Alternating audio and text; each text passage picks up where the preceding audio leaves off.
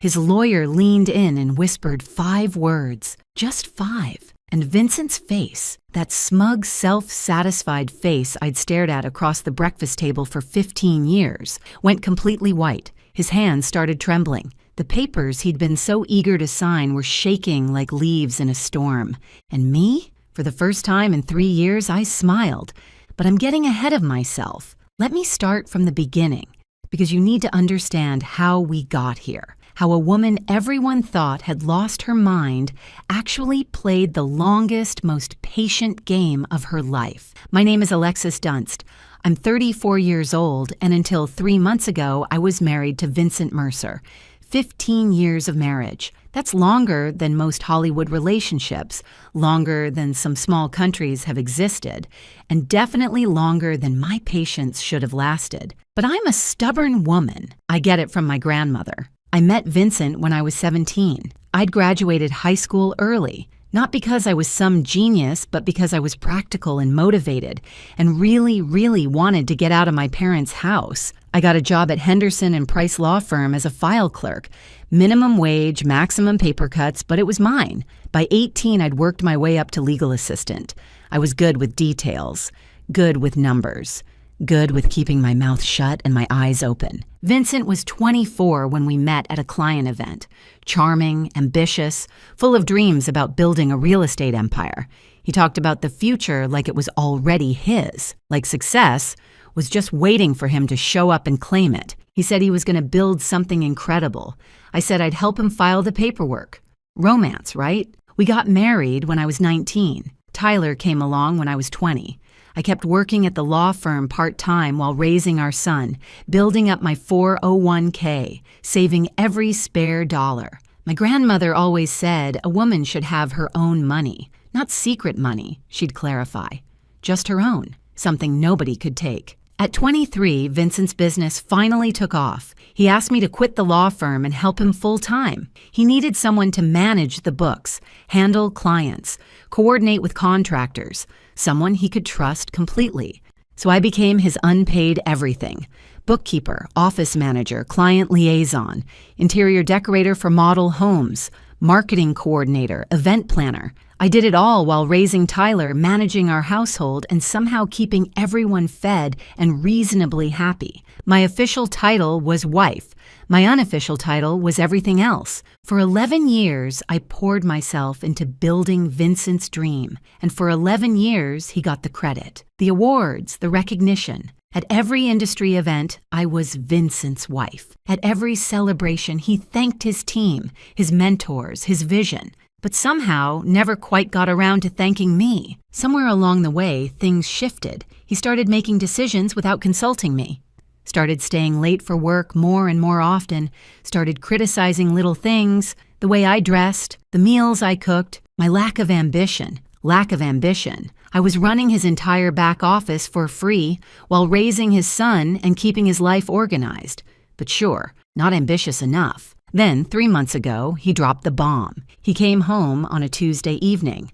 I was making dinner, his favorite, actually, because I'm apparently a glutton for unappreciated effort. He sat me down at the kitchen table with this look on his face, not sad, not apologetic, just businesslike. I want a divorce, he said. And then, I want the house, the cars, the business, everything. You can keep Tyler. He said it like he was ordering from a menu. I'll have the assets. Hold the child, thanks. Keep Tyler?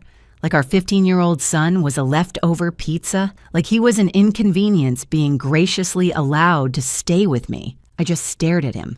15 years of marriage. And this was how it ended, at our kitchen table, between the salt shaker and the butter dish, like I was just another item he was discarding. What I didn't know in that moment, what I wouldn't find out until later, was that Vincent had been planning this for months. He already had a lawyer, Harold Whitfield, expensive and experienced. He'd been building his exit strategy while I was meal prepping and scheduling his dentist appointments. I'd been blindsided by a man I'd trusted with everything. The next day, his mother showed up, Lorraine Mercer, a woman who had treated me like the help for 15 years, arrived with her perfectly styled hair and her perfectly practiced sympathy face. She patted my hand and told me I should have tried harder to keep him happy. Men have needs, dear, she said. like she was explaining something complicated to a slow child. Lorraine's advice on marriage was always fascinating, considering her husband spent 7 days a week on the golf course specifically to avoid being in the same room as her.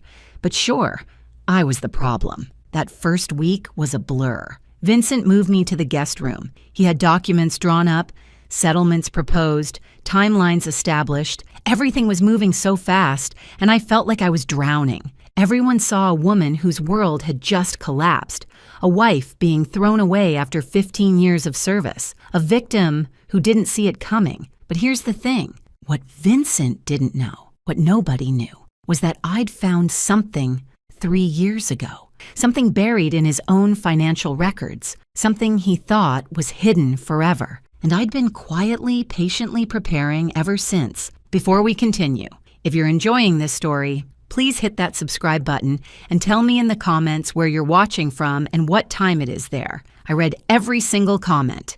Thank you. Back to the disaster. Within a week of the announcement, Vincent had completely taken control. The guest room became my permanent residence in what used to be our home. My closet shrank from a walk-in to 2 small sections he graciously allowed me to keep. The message was clear. This isn't your house anymore. Within 2 weeks, he started bringing her around. Brittany Sawyer, 27 years old, worked at his company. Of course she did. She had that Instagram perfect look. Blonde highlights, perfect nails, yoga pants that cost more than my weekly groceries. She walked into my kitchen like she owned it, wore my apron, my grandmother's apron, while making smoothies in my blender. She was younger than my marriage, younger than my favorite handbag, but she made amazing smoothies, so I guess that's something. Vincent paraded her around like a trophy. They'd sit on my couch, watch my television, eat off my plates. He'd put his arm around her right in front of me, like I was furniture, like I'd already disappeared. The humiliation escalated daily. First, he canceled my personal credit card. We need to separate finances, he said, like he was being reasonable. Then the joint card. Then he suggested I should probably find somewhere else to stay while we sorted things out. My own home, and I was being asked to leave. Lorraine came over to help me pack.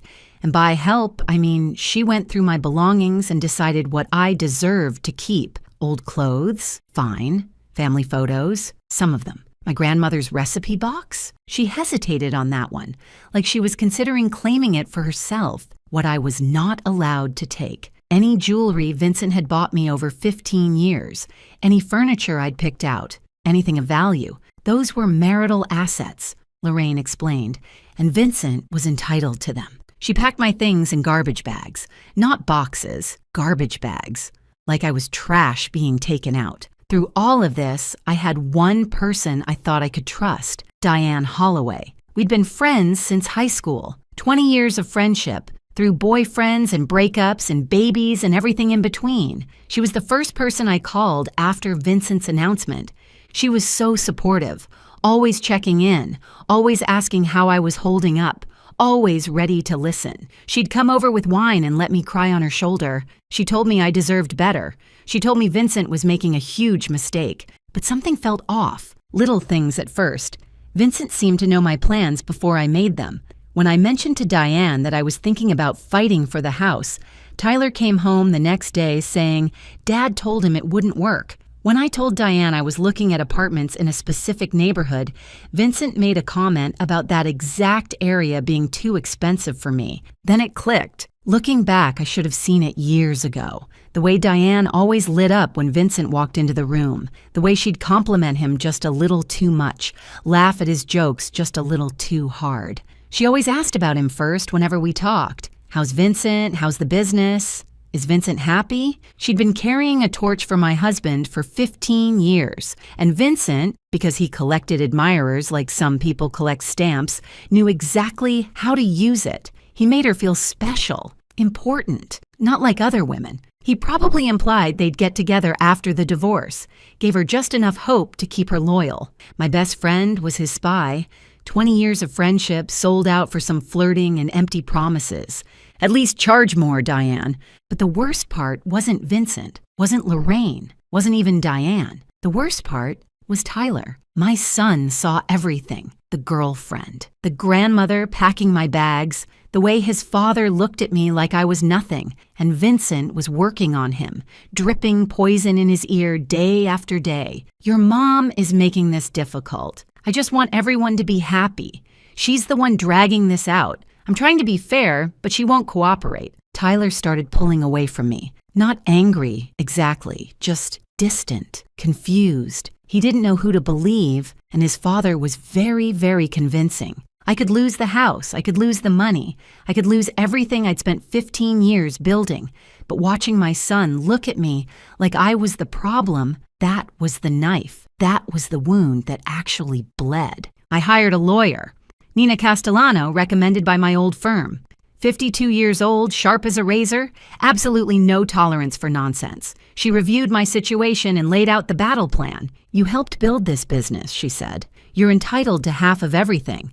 The house, the company, the accounts. We fight. I looked at her for a long moment. What if I don't want to fight? Nina stared at me like I'd started speaking another language, like I'd suggested we send Vincent a thank you card and a fruit basket. She thought I was broken, depressed, too beaten down to stand up for myself. She had no idea. I moved into a small apartment with Tyler, 2 bedrooms, 1 bathroom, a kitchen the size of my old pantry. Half our boxes didn't even fit. They sat stacked in the corner of Tyler's room, like a monument to how far we'd fallen. Meanwhile, Vincent posted photos with Brittany. New chapter, new energy, blessed, he wrote. Lorraine commented underneath, so happy for you, sweetheart. You deserve joy. My sister called, furious. You need a shark lawyer. Take him for everything he's worth. Everyone had advice. Everyone thought they knew what I should do. Everyone saw a woman who'd given up, who couldn't fight, who was letting her husband walk all over her. Everyone was wrong. Here's the thing about being underestimated. People stop watching you. They stop being careful around you. They stop guarding their secrets. And that's exactly when you learn everything you need to know. 3 years. That's how long I'd been carrying this secret. That's how long I'd known the truth about Vincent Mercer and his glittering, glamorous, completely fake empire. It started on a random Tuesday night, 3 years before the divorce. Vincent was working late again. He was always working late by then, though I didn't yet know what that really meant. I was going through the company books, reconciling accounts, doing the unglamorous work that kept his business running. And I found something strange. A transfer to an account I didn't recognize, then another, then a pattern. Money flowing out of our accounts into places I'd never seen before. I dug deeper. I stayed up until 3 a.m, following the trail. What I found made my blood run cold. Vincent had been taking loans against everything we owned. The house, our beautiful house that everyone admired, had 3 mortgages on it. The original loan of $400,000, a second mortgage of $350,000 taken out 4 years ago, a third mortgage of another $350,000 taken out 2 years ago. Total owed $1.1 million. Actual value of the house, $850,000. We were underwater by $250,000 on a home I thought we owned outright. The business was even worse. Lines of credit maxed out at $200,000. Back taxes owed of $85,000. Vendor debts of $120,000. Equipment loans of $75,000. The company Vincent bragged about at every party. The company that was supposedly thriving. It was drowning in nearly $500,000 of debt. Even the cars weren't real. All 3 were leased with balloon payments coming due.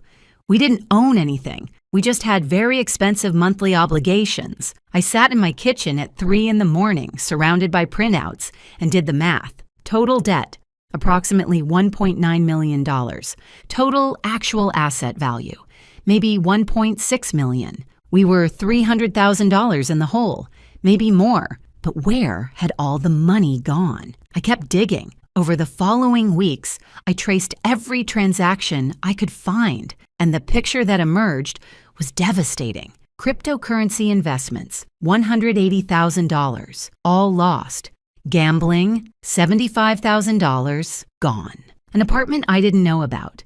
Rented for a woman I didn't know about. $60,000 in rent and furnishings. Lifestyle expenses that never made it home. Watches, suits, Trips I was never invited on, another $85,000. My husband wasn't building an empire. He was building a house of cards with borrowed cards that were also on fire. We looked rich the same way a mannequin looks alive, convincing from a distance, completely hollow up close. My first instinct was to confront him, to scream, to cry, to demand answers. But I knew Vincent. I'd watched him operate for years. If I confronted him, he'd manipulate me. He'd explain it away, make me feel crazy for questioning him. He'd probably find a way to blame me for it. And worse, if he knew I knew, he might try to take control of my separate money, too. See, I'd always kept a little something of my own, my grandmother's voice in my head. A woman should have her own money, my IRA from my law firm years. I'd rolled it over when I quit, but never touched it. By then it had grown to about $180,000. That was mine, earned from my job. Separate property under the law. And then there was Grandma herself. She'd passed away when I was 28, and she'd left me $340,000. Her will was specific. This money is for Alexis alone. I'd kept it in a separate account for 6 years, never commingling it with Vincent's finances, never using it for household expenses. My grandmother kept her own account for 50 years. Not secret money, she'd always say. Just mine. Smartest woman I ever knew. I had roughly $520,000 that was completely, legally, separately mine. So I didn't confront Vincent. Instead, I protected myself. I worked with my uncle, a retired accountant, to create an irrevocable trust for Tyler. My IRA and my inheritance went into that trust. My name wasn't on it as a beneficiary. Vincent's name certainly wasn't on it. It was for Tyler's future, college, a first home, emergencies. And it was untouchable. Then I documented everything. Every mortgage document, every hidden account, every suspicious transaction. I printed copies and kept them at my sister's house. I put copies in a safe deposit box. I saved everything on an encrypted drive. And then I waited. I knew Vincent would leave eventually.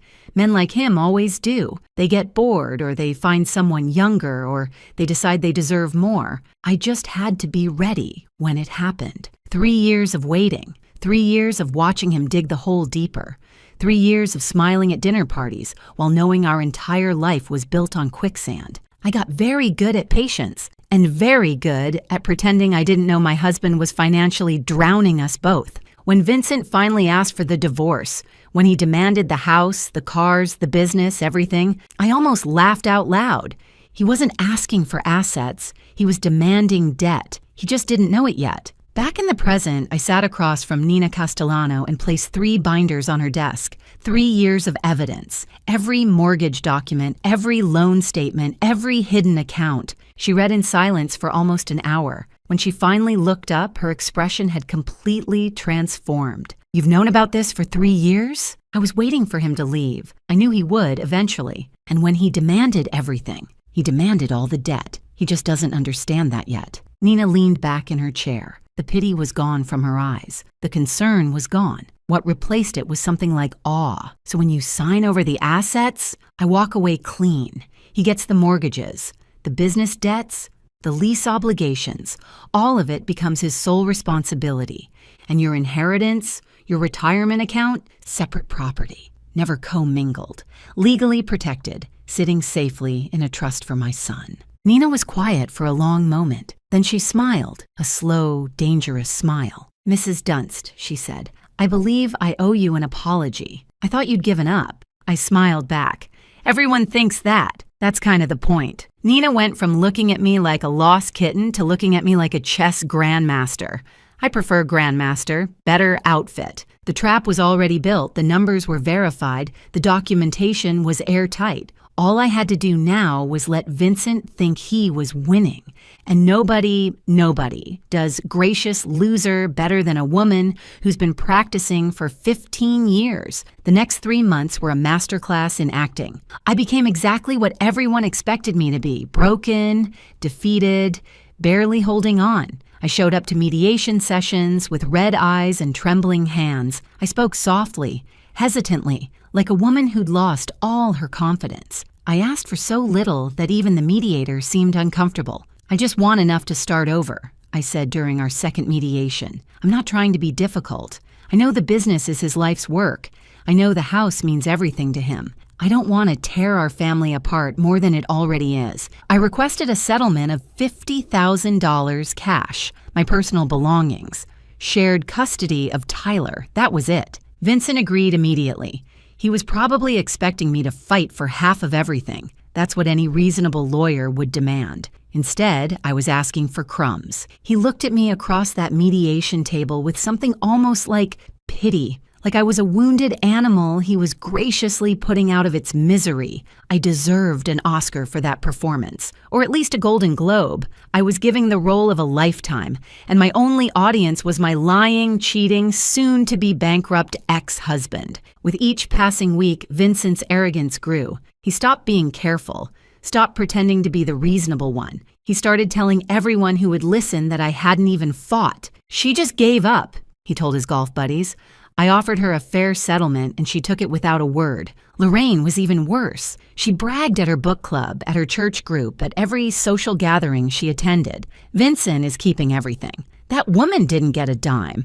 I always knew she wasn't strong enough for my son. To celebrate his upcoming victory, Vincent bought himself a new watch, $15,000. I know because I saw the charge on the business account. He was still using company money for personal expenses, still digging that hole deeper. He wore it to our next mediation session, making sure I noticed. He also took Brittany to dinner at La Maison, the French restaurant where we'd celebrated our 10th anniversary. He posted photos on social media. "Life is good when you're with the right person," he wrote. The right person. He meant the person who didn't know about his debt, yet. Meanwhile, Brittany had started redecorating my house. New furniture in the living room, new art on the walls. She even painted my kitchen. Gray. She painted it gray. I spent 3 weeks choosing that sage green, 3 weeks of paint samples and lighting tests and driving myself crazy trying to get the perfect shade. And she painted over it with builder-grade gray, like it was nothing. Gray. Like her personality, like her future with Vincent once she found out he was broke. Very fitting, actually. Diane kept calling, fishing for information under the guise of friendship. I played along perfectly. "How are you holding up?" she'd ask, her voice dripping with fake concern. "I just want it to be over," I'd tell her, making my voice crack slightly. "I can't fight anymore, I don't have the energy." Within hours, Vincent would know. I could practically see him relaxing, letting his guard down even further. Diane thought she was playing me. She was actually just being a messenger service, not a very expensive one either. But while the adults were playing their games, Tyler was watching, and my son, my smart, observant, wonderful son, was starting to notice things that didn't add up. He noticed his dad's new $15,000 watch, but heard Vincent tell him they couldn't afford the school trip to Washington, D.C. He noticed Brittany's shopping bags piling up in the foyer, but heard Vincent complain about money being tight. He noticed the disconnect between the lifestyle his father was projecting and the excuses he kept making. One evening, Tyler came to my tiny apartment and sat down at my secondhand kitchen table. He looked at me with those serious eyes, so much like his father's, but with something Vincent had lost long ago. "Honesty." "Mom," he said quietly, "is Dad actually rich?" I looked at my son for a long moment. "What do you think?" He was quiet, processing. "I think something's not right. I think he's pretending." I reached across the table and squeezed his hand. "Trust me, just wait a little longer." My 15-year-old figured out something was wrong before 2 lawyers and a certified accountant did. I should bill his college fund for consulting fees. Behind the scenes, Nina was preparing our legal strategy with surgical precision. The main divorce agreement stated clearly that I was relinquishing all claims to marital property. The house, the business, the vehicles, everything would go to Vincent. In exchange, I would receive my modest cash settlement and walk away. But attached to that agreement was an addendum, a detailed liability disclosure statement. Every debt, every mortgage, every loan, every obligation tied to those assets When Vincent signed for all assets, he would be legally assuming all liabilities. The mortgages would become his sole responsibility. The business debts would transfer entirely to him. The lease obligations on the cars would be his problem alone. It was all there in black and white. Legal, proper, devastating. Legal documents are like poetry, Nina told me. Boring, expensive poetry that can ruin someone's life. My favorite kind. 2 weeks before the final hearing, Harold Whitfield, Vincent's lawyer, called Nina with concerns. "My client is assuming significant assets," Harold said carefully.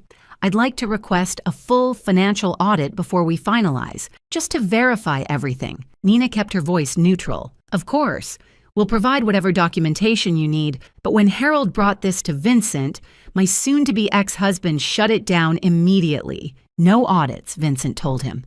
"I built that company. I know exactly what it's worth. I'm not paying for some accountant to tell me what I already know." Harold pushed back. "I strongly recommend we verify the asset values before you sign. This is a significant no." Vincent cut him off. "Brittany wants this done. I want this done.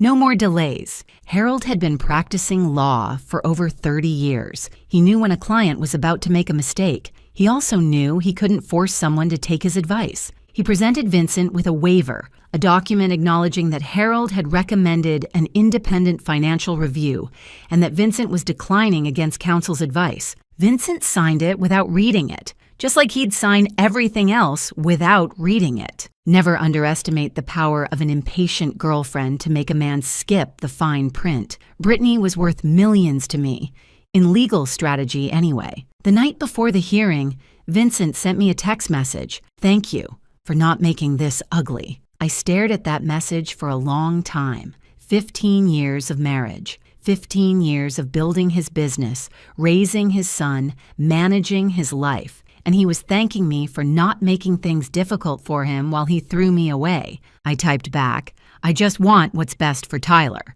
What was best for Tyler?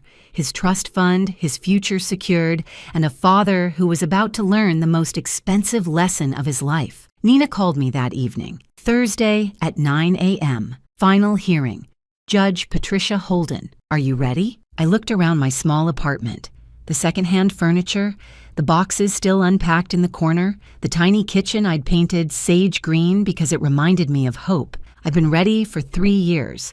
3 years of waiting, and it was finally here. I felt like a kid on Christmas morning. If Christmas morning involved divorce court and financial revenge, Thursday morning, 9 a.m. Vincent would walk into that courtroom expecting to collect his prize. He had no idea he was about to inherit a financial avalanche, one he'd signed for himself, and the best part? He'd asked for it, in writing, with witnesses. If you've made it this far, you already know something satisfying is coming. Hit that like button if you're ready for Vincent to get what he deserves. And if you haven't subscribed yet, what are you waiting for? I've got more stories where this came from. Trust me. Now let's finish this. Thursday, April 17th, 9 a.m., courtroom 4B. I remember every detail of that morning, the way the sunlight came through the tall windows, the smell of old wood and floor polish, the quiet murmur of lawyers shuffling papers. This was where 15 years of marriage would officially end, and where 3 years of patience would finally pay off. Vincent arrived first, of course. He was wearing his best suit, the charcoal Armani I'd helped him pick out for a client dinner 3 years ago. His new watch caught the light as he shook hands with Harold. He looked confident, relaxed, like a man about to close a very favorable deal. Brittany was waiting in the hallway.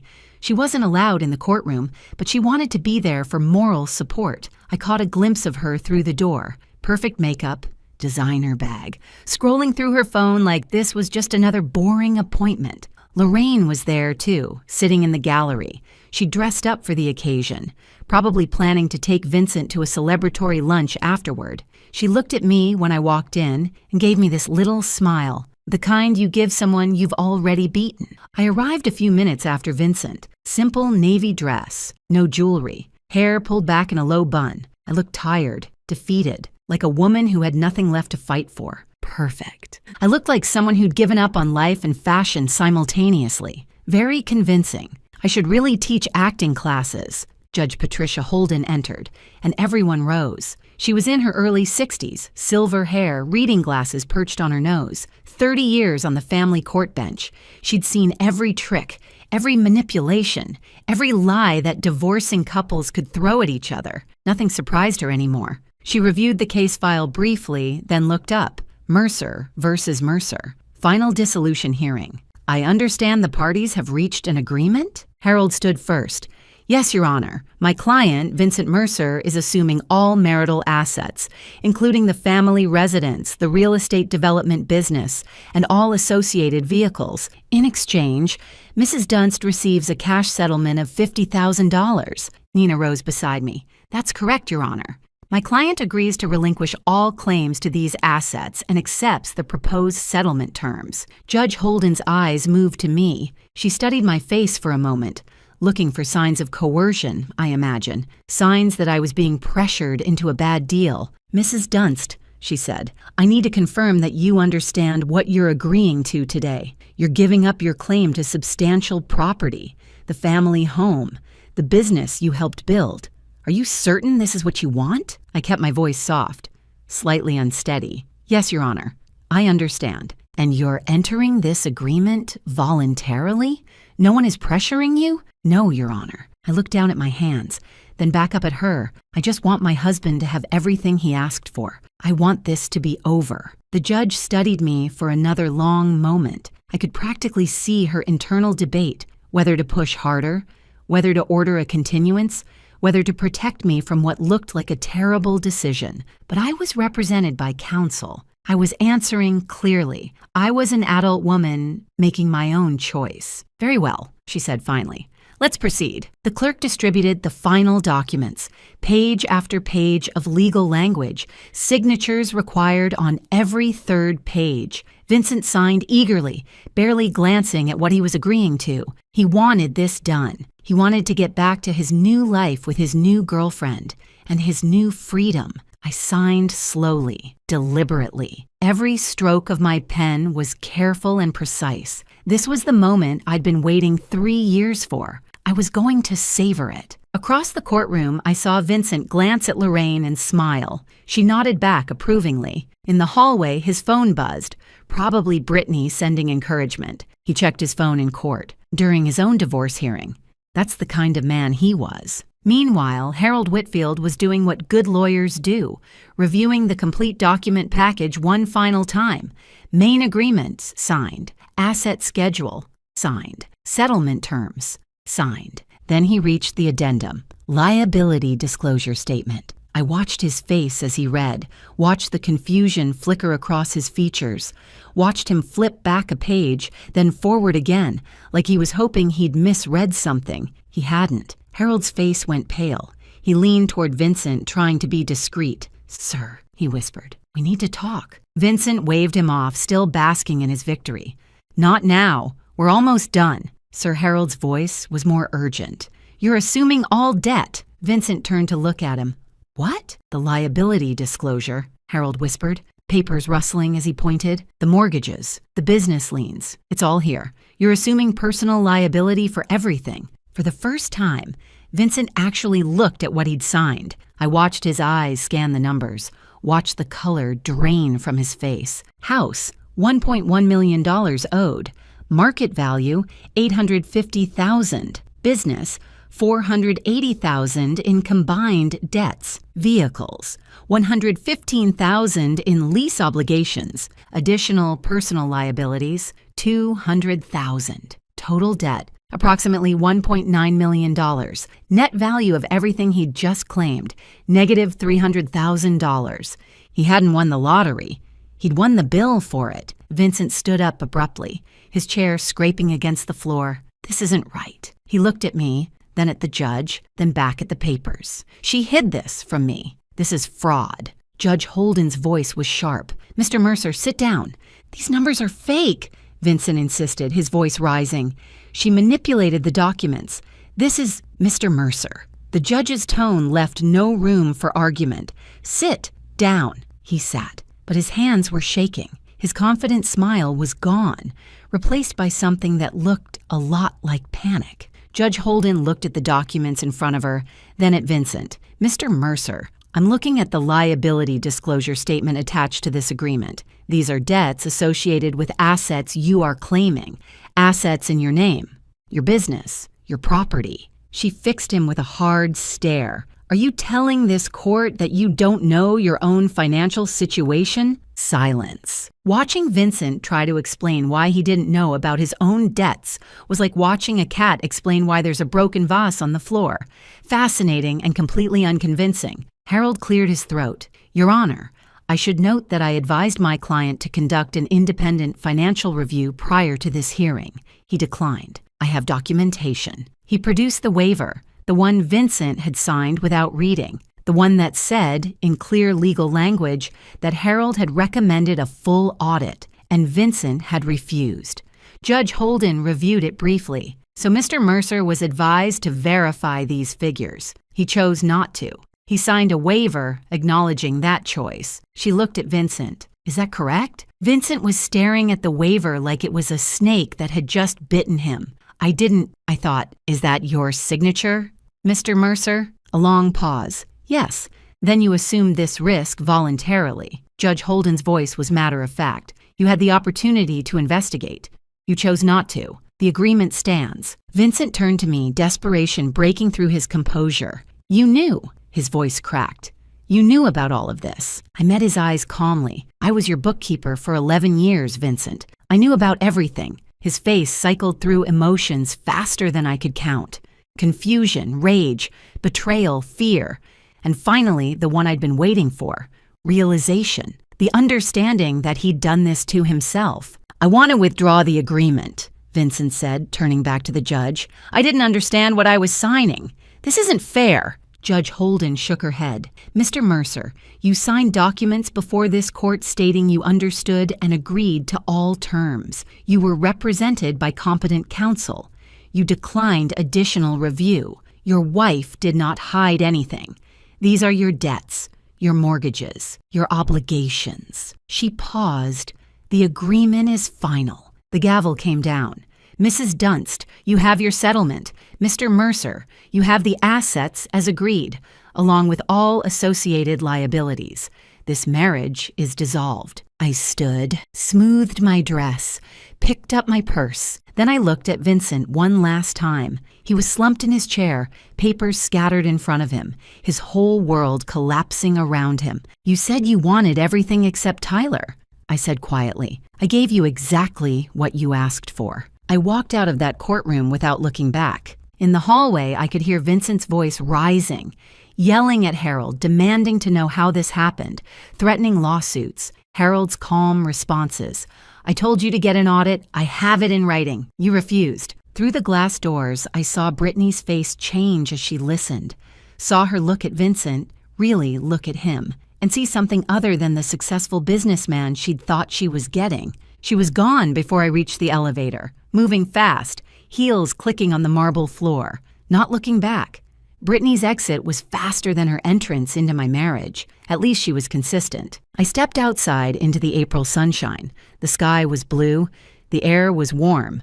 Somewhere behind me, my ex-husband was screaming at his lawyer about fairness and fraud and how none of this was his fault. Ahead of me was a new life, smaller than before, simpler, but completely, entirely mine. The collapse happened faster than I expected. Within 2 weeks, Brittany had moved out of the house, packed her things in the middle of the night, left a note that said, "This isn't what I signed up for." The gray kitchen sat empty. Within a month, Vincent tried to sell the house. But when you owe more than something is worth, there are no buyers.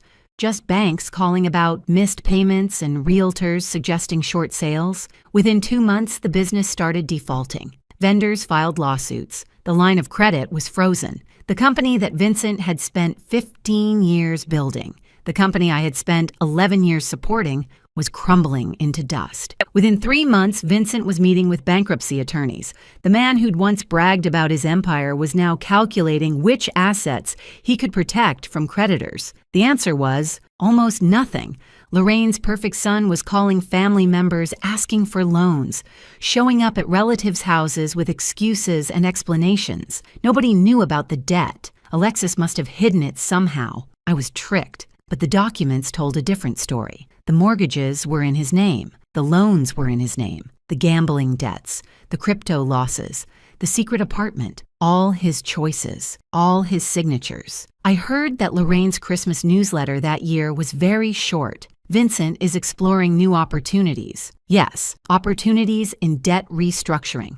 The parallel conflicts resolve themselves with a kind of poetic symmetry. Diane called me about a week after the hearing. Her voice was shaking. I had no idea things were this bad. I'm so sorry, Alexis. I never meant for... I thought Vincent and I didn't answer, didn't respond, didn't give her the closure she was looking for. Some bridges aren't meant to be repaired. Some friendships don't deserve a second chance. 20 years of history betrayed for a wink and empty promises from a man who used everyone around him. She tried calling 3 more times. Then she stopped. I imagine she's still waiting for Vincent to notice her.